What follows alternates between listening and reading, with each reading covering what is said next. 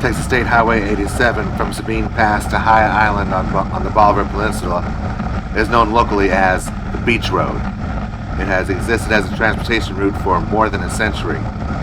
As far back as 1863, a Civil War map showed a road to Galveston along the shoreline southwest of Sabine Pass. Hurricane Jerry damaged the road in October 1989, at which time the road was closed indefinitely. Current large portions of the roadway are damaged, and sections of the former right-of-way are within the tidal zone. In 1990, the Texas Department of Transportation began planning for the reconstruction of State Highway 87 and requested that Jefferson County acquire the necessary Section 404 permit. Several public meetings and agency meetings were conducted between 1991 and 1992 to identify issues and concerns for the project. In 1997, a draft environmental assessment was prepared and a Section 404 permit application was submitted to the U.S. Army Corps of Engineers. During the Section 404 review process, it was suggested that an EA was not adequate to address the impacts associated with the project, and an environmental impact statement should be prepared. The draft EA and Section 404 permit application were withdrawn, and funding was sought for the preparation of an environmental impact statement. Enacted in 1998, the Transportation Equity Act of the 21st century earmarked federal funding to complete the environmental documentation for reconstruction of State Highway 87 from Sabine Pass to the Bolivar Peninsula. On October 18, 1999, a notice of intent was issued by the Federal Highway Administration announcing the preparation of an environmental impact statement for the State Highway 87 project. On September 23, 1999, a public meeting was held as part of the public involvement process for the environmental study. And the environmental impact statement stated this: the National Environmental Policy Act required that an environmental impact statement be prepared when potential impacts from a proposed federal action are determined to be significant. The environmental impact statement for the State Highway 87 project will examine alternatives to the proposed action and evaluate the environmental impacts of the project alternatives. Once a draft environmental impact statement is completed, a public hearing will be held and a final environmental impact statement will be prepared. The purpose and objectives. The purpose of the proposed project is to construct a wet roadway that replaces a transportation link between Sabine Pass and High Island that was lost when State Highway 87 was closed, and to improve access to the Sabine Pass area. The project objectives are: improve general transportation in the study area, increase nature tourism development, improve recreational access to beaches and other public lands, improve emergency response and public safety, and improve access to petroleum gas production facilities. All this information is provided by the Jefferson County of Texas website. The following information is provided from a news article from the Port Arthur News, written on Tuesday, October 24th, 2023. When talking about Highway 87 and Sabine Pass, Mark Viator becomes impassioned. Standing at a podium, the Sabine Pass Port Director pounded his fist to each word as he symbolically put on his preacher's hat and said, quote, "We cannot stop focusing on the need for safety for those people in Sabine Pass," quote. "We've got to do something.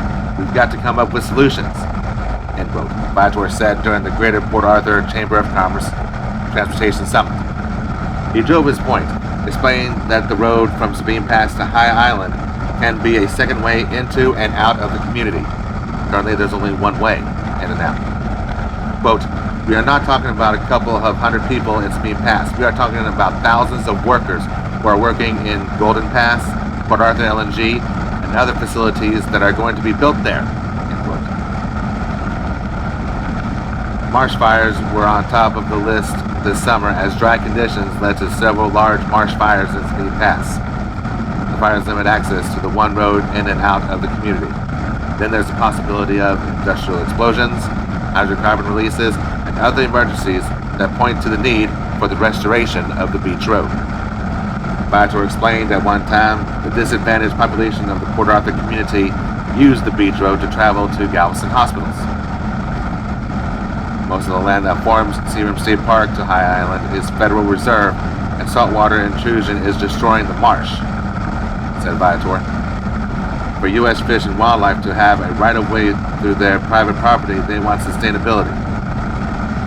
The Texas General Land Office nor the Texas Department of Transportation want to handle the issue and are not interested in maintaining the road due to future storms, which Viator said is understandable. Those agencies are not interested in toll road projects either. Viator said projections of saltwater intrusion show erosion and a receding piece of land. Quote, people are concerned about costs to replace the road, but thinking in terms of breaching the Intercoastal Canal and the costs associated with that, that's going to be even a greater cost. End quote. The Sabine Pass Port Authority was notified of a U.S. Department of Transportation grant that could help the issue. The Promoting Resilient Operations for Transformative, Efficient, and Cost-Saving Transportation Program, otherwise known as PROTECT, is under the Bipartisan Infrastructure Law and, quote, provides funding to ensure surface transportation, resilience to natural hazards, including climate change, sea level rise, flooding, extreme weather events, and other natural disasters through support of planning activities, resilience improvements, community resilience, and evacuation routes, and at-risk coastal infrastructure. The Port Authority submitted a planning grant in August after a July community event. Common themes from those in attendance at the Sabine Pass meeting were safety, need for alternate access and evacuation routes, traffic, prevalence and impact of industry, economic development, tourism, and access to both recreational amenities and retail trade services. Viator said they need the support of the U.S. Fish and Wildlife Service, GLO, TxDOT, U.S. Department of Transportation, Army Corps of Engineers, and environmental groups. There's already support from county leaders and congressmen as well as industry, mayor, and city council.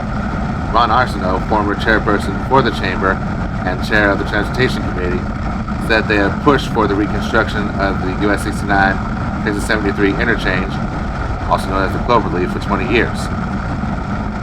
That group has also promoted additional lighting from US 69 from FM 365 to 39th Street and is promoting a study by TxDOT for relieving congestion at the US 69 FM 365 interchange. Ron Arsenault said, quote, our transportation community works with local transportation officials from the City of Port Arthur, TxDOT, Port of Port Arthur, Port of Sabine Pass, the Jefferson County Judge and Commissioners, the Southeast Texas Regional Planning Commission, and Jack Brooks Regional Airport to assess their current planning for future projects and to convey our committee's issues and concerns regarding the modernization of our infrastructure. The goal is to support businesses and industry to ensure that networks offer efficient mobility for the citizens, as well as efficient access to our refining, petrochemical facilities, ports, and LNG industries in the Sabine Pass area.